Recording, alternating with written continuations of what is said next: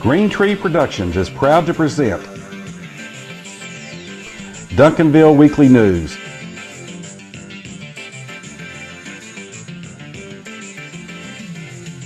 It's the good news just for the City of Champions, Duncanville, Texas. And now, here's your host, John Thompson.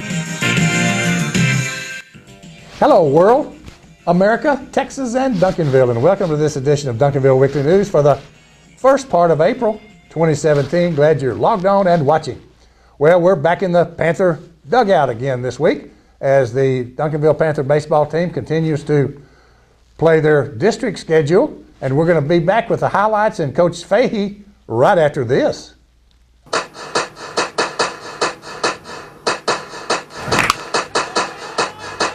It's springtime in Texas, and that means Duncanville Panther Baseball right here on Duncanville Weekly News and the Panther Dugout Show.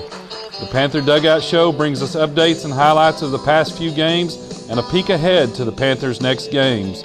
The Panther Dugout Show is brought to us by James Memorial Chapel, the Pope Financial Group of Raymond James, by the Wolverton Company, serving the heating and cooling needs of the Duncanville area for longer than anybody can remember, by Chubby's Family Restaurant on Cockrell Hill for breakfast, lunch, or dinner. And there's a reason why they do a lot of catering. Leon Miller Commercial Properties. Need some commercial space? Call Leon at 972-709-7181. By Roma's Italian Bistro at 100 South Main. Call 972-298-5900 for free delivery or dine-in. Entries are prepared freshly cooked for every order. By Glow Family Dental, General and Cosmetic Dentistry. Your smile is their top priority. They are here at 427 West Wheatland or call 972-298-2027. Glow Family Dental. And now with the Panther Dugout Show, here's John with all the highlights.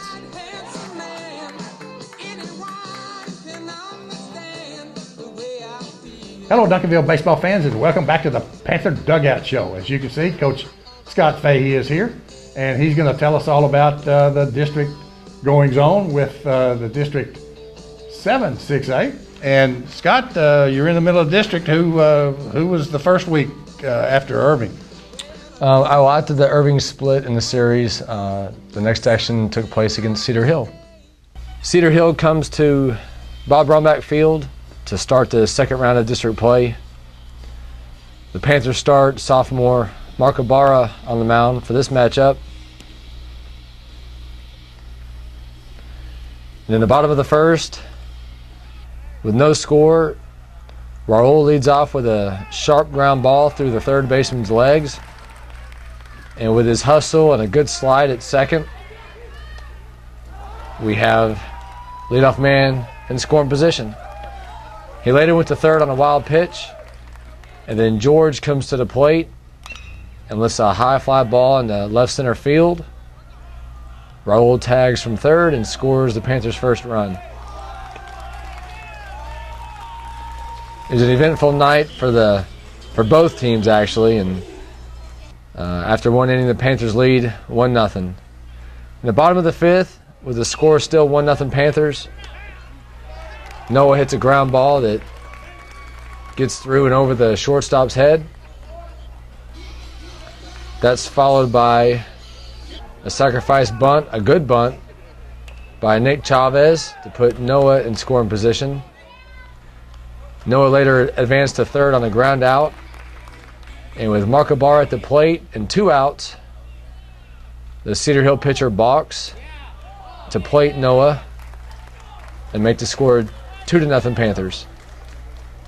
The Panthers gave up 3 runs in the top of the 6th, but come back in the bottom of the inning with a leadoff single by George. And after an obstruction penalty is assessed, George is awarded second base.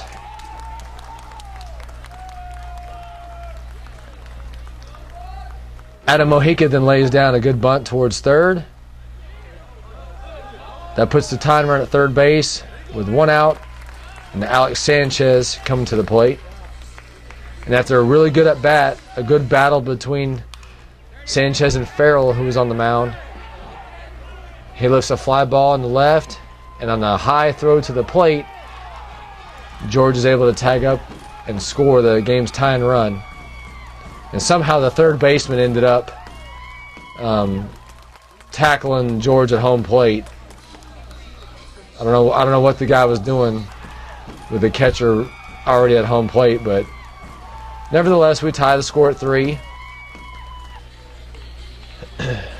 And with the Panthers in a jam, top of the 7th, nobody out, and runners at 2nd and 3rd, George Trevino comes through and punches out one Cedar Hill Longhorn, then two Cedar Hill Longhorns,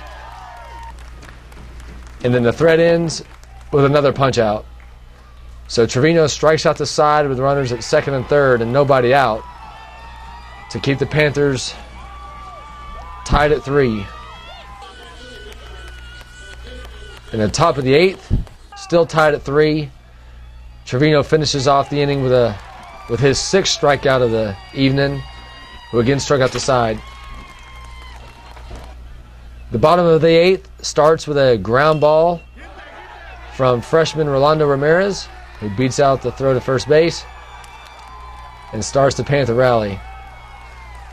With 1 out, George hits a ground ball to 3rd.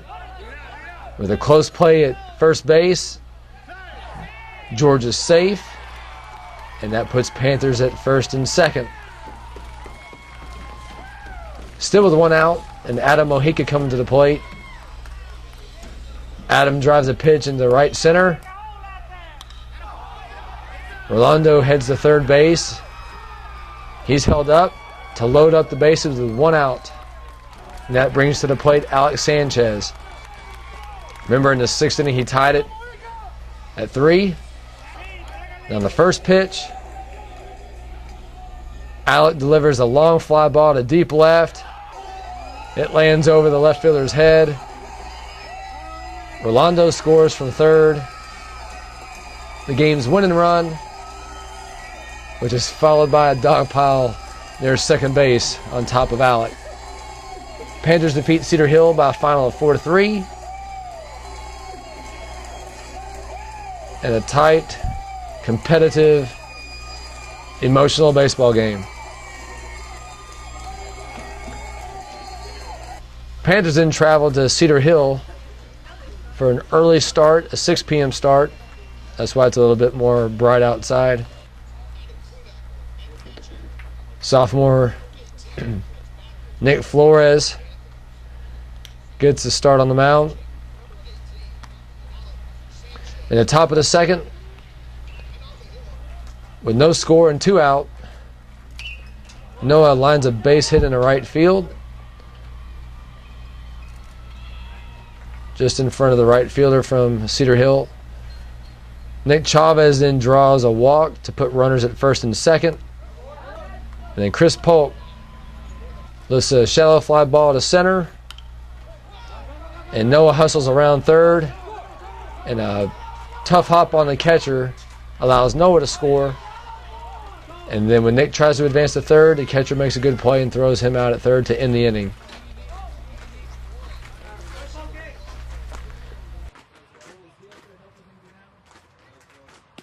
In the bottom of the 2nd, Cedar Hill scored 2, followed by runs each in the 3rd and 4th inning.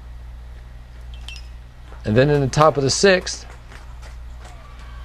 Andrew gets a rally started by singling in the right field. Noah then hits a ball down the 3rd base line that takes a tough hop on the 3rd baseman. That puts runners at 1st and 2nd.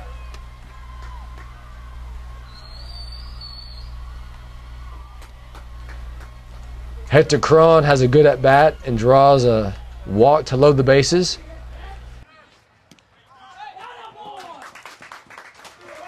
With 1 out.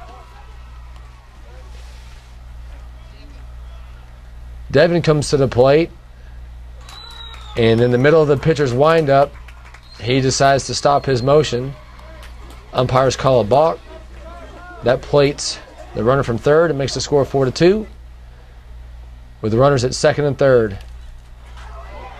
Devin puts down a really good bunt on a safety squeeze play, but the pitcher makes a good play, and I guess the catcher made a tag to get Noah at the plate for the inning's second out. But with runners at first and third and 2 out, we attempt a double steal, and on the double steal, the catcher bounces it into second base. And as the ball rolls into center, that allows Hector to score from third. But the inning ends with a strikeout to Adam, but the Panthers are back in it at 4-3. That's how it ended up ending that night, with the Longhorns beating the Panthers 4-3. Another close district ball game, another one-run game, and we expect to see more of these throughout the district season. So after our second series split, the next district action took place against Irving Nimitz. The Nimitz Vikings came to town as we host another 7-6A matchup. Junior Hector Cron gets the start for the Panthers. And Hector pitched pretty good. In the bottom of the third, trailing 3-0 with 2 out, nobody on. Ray singles back through the middle. And that's followed by a Sanchez double into the left field corner. And with Ray hustling around the bags,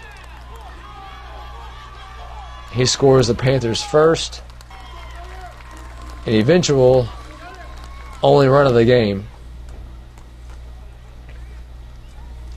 In the bottom of the 7th, the Panthers muster a small rally with 1 out and the score still 3-1. Rolando is hit by a pitch. And with 1 out, Mark chops to third. And with a kind of a bad call at second base, looks like the second baseman was off the bag at second, but umpire called him out. So with a man on first and 2 outs, Raul singles sharply in the left field. That puts a tying run at first base with George coming to the plate. But the game ends with a ground ball to second. Good play by the second baseman as Trevino's put out 4-3. And this game ends with a final of Nimitz 3, Panthers 1.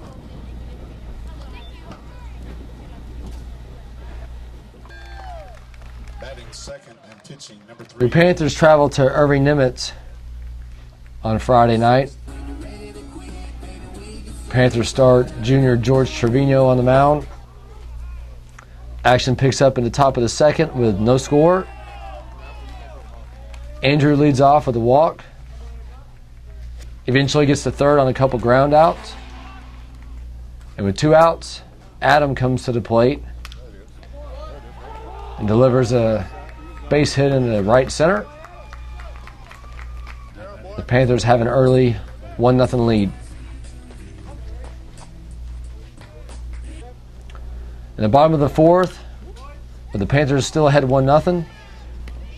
Nimitz has runners at second and third. And on a ground ball to short, Andrew makes a play and throws the runner out at the plate. But with the bases loaded and 2 outs, on a full count, the Nimitz hitter draws a walk to tie the score at 1. In the bottom of the 6th, with the score still 1-1, runners at second and third.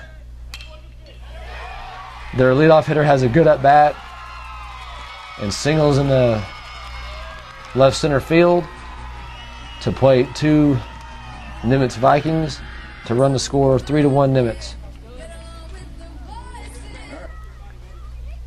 In the top of the 7th, as the Panthers try to tie this game up in the forced extra innings, with 1 out, Noah smashes a line drive in the right to bring the tying run to the plate. But then with 2 outs, the game ends with a ground ball to short. Nice play by the shortstop and throw to first base.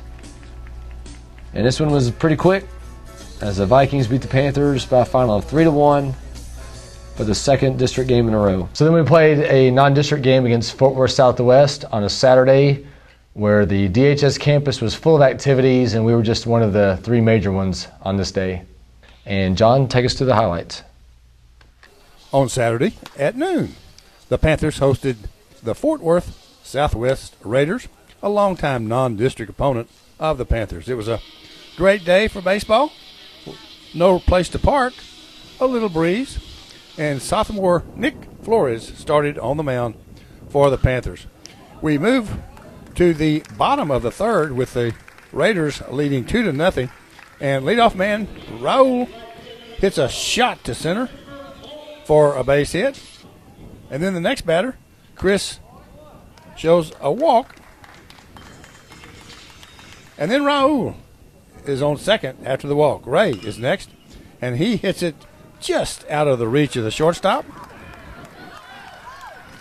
And Raul races home to score to make it 2-1. But 3 flyouts ended the third inning.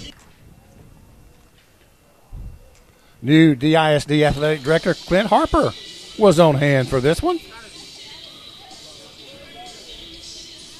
He's looking for pigeons. To the bottom of the fourth we go, and Andrew leads off with a 2-base knock. Hit down the left field line, and then Adam lays down a sacrifice bunt. But the indecision on the part of the Raider pitcher resulted in Andrew reaching third base, and Adam is safe at first with nobody out. Nick is next, and he singles to center to plate Andrew to tie the game at 2. And Adam is on second. Then Raul gets his second hit of the game. And this plates Adam and George, who is running for Raul. Ray is next, and he singles to center to score another run. And after 5, it's now the Panthers 5 and Fort Worth Southwest 2.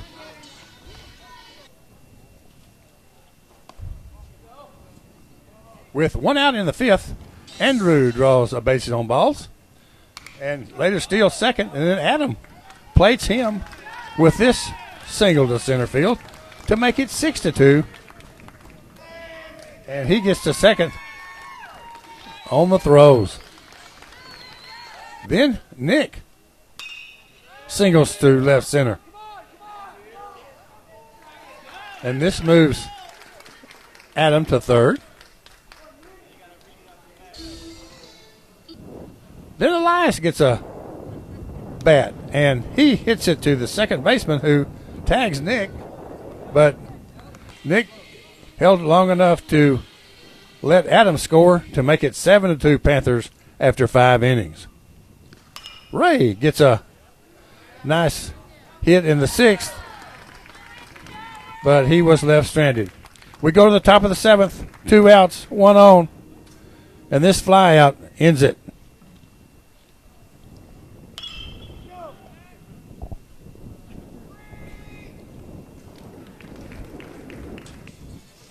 In the non-district game final, Panthers 7 and Fort Worth Southwest 2.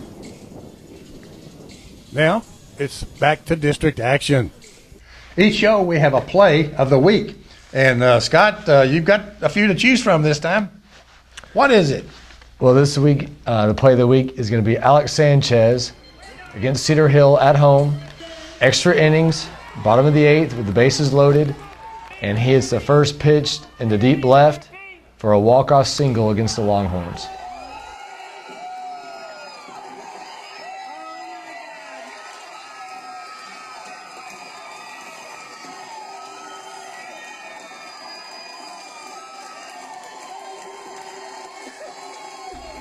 And it's never too early for a dog pile, and that's why it's the play of the week. The play of the week is brought to us by the Pope Financial Group of Raymond James.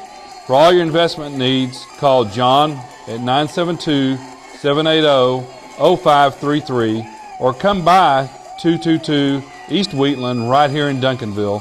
It's the Pope Financial Group of Raymond James. We've played 3 weeks in district play so far, and John, take us through the standings. District 7 6A standings look like this after 3 weeks. South Grand Prairie is the only undefeated team at 6-0. Cedar Hill and Irving Nimitz are at 4-2. MacArthur, Grand Prairie are 3-3, and the Panthers and Irving High are 2-4. DeSoto is 0-6. So now we head on into the 4th and 5th weeks of district play for this next episode. And Scott, tell us who and where. Well, Tuesday night we traveled to South Grand Prairie for a district matchup against the Warriors, followed by a home game on Friday versus the Warriors. The following Tuesday, DeSoto comes to Duncanville, and then Thursday we travel to DeSoto for the district game for that weekend. Friday is a holiday, and so the district games have been moved up to Thursday evening. Thanks for joining us for this edition of the Panther Dugout Show.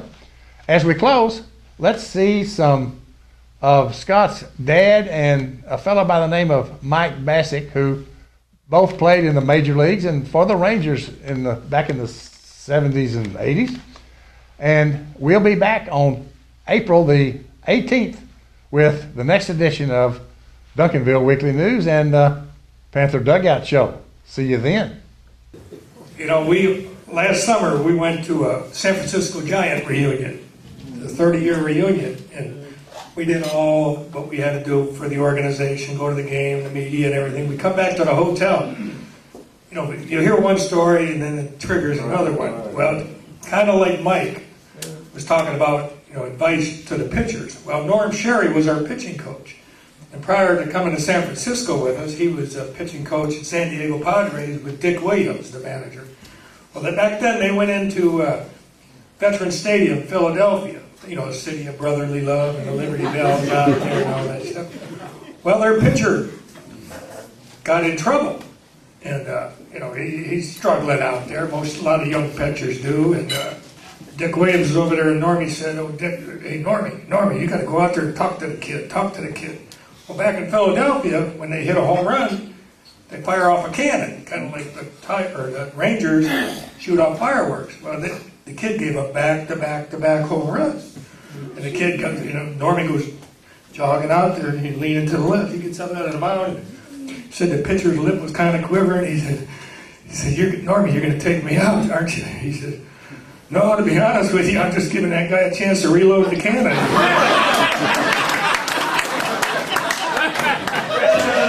A lot of times people wonder, what did you say? What's going on? Play in AA, and I got lucky. I got to go to AAA for about 2 or 3 weeks, and then got to go to the big leagues. But Danny's in camp, and he's calling me, and he goes, and I'm going, "Danny, what are you doing?" I said, because he's a high school graduate. I said, "What are you going to do?" And he goes, "I don't know, probably pump gas. I'm pretty good at that." And he said, "I worked at a florist, where I picked this is one of the tricks if you don't know." He says, "I picked the petals off the roses so that it looks like it's still tight, and we sell them as fresh roses." So what are you making doing that? He goes, about $4 an hour. Not a real good job, Danny. So, and he's one of the top prospects. So I said, "Well, what are you asking for?" Because I think he got a $600 contract or $650 offered to him. He says, "Well, I'm not signing for anything less than $750 a month." And so Hal sends him the contract for $750, and I said, "Danny, you could have got $1,200 or $1,300. He says, "Oh, I didn't want to get greedy, but that's the kind of money we were making." I mean, it was unbelievable.